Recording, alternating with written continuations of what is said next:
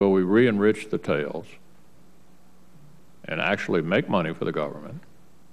Or, if we aren't going to do that, will the government pay for a cleanup? Because we've been getting the cleanup funding on an annual basis, but there's apparently no plan in your budget for cleanups after the operations cease. So under this scenario, as it strikes me, the government loses an opportunity for revenue.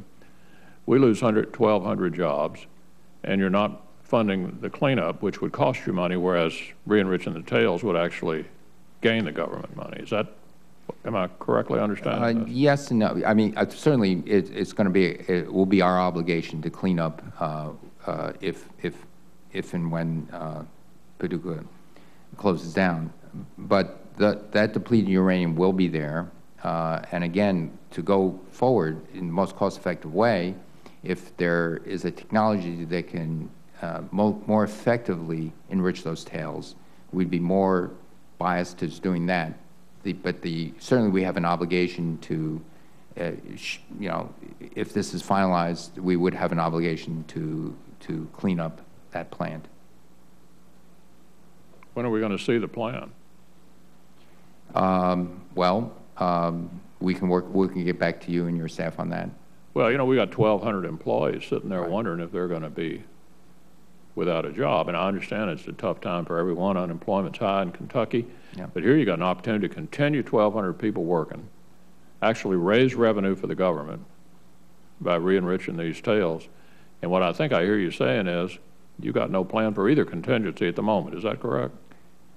Right now, we have to make very, very hard decisions given the budget reality. As Chairman Feinstein said, you know, we don't expect our Congress to give us our proposed budget.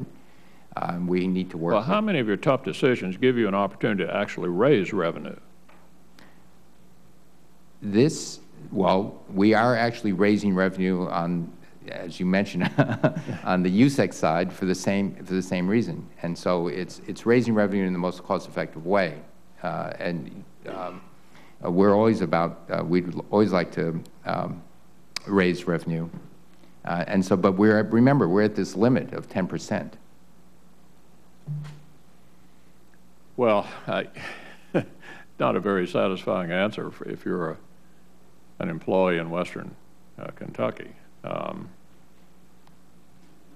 I think I've correctly heard you that you have no plan to re-enrich the tails, and you have currently not intended to budget, at least according to our figures, by 2014.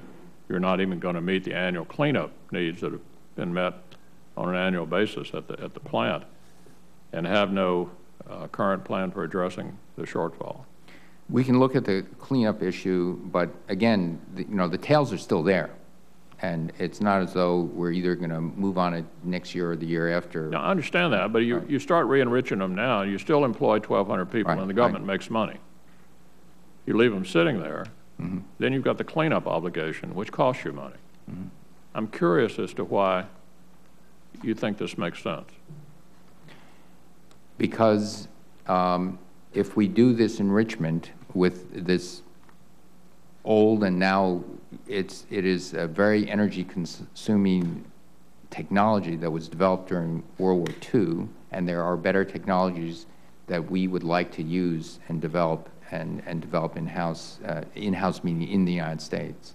And so again, it's a decision with our limited budget. So you'd rather make the money later than make the money now? Well, I go back to, we can enrich it now, but then we can't make the money because we can't release it on the market because of already what's being put in place with USEC.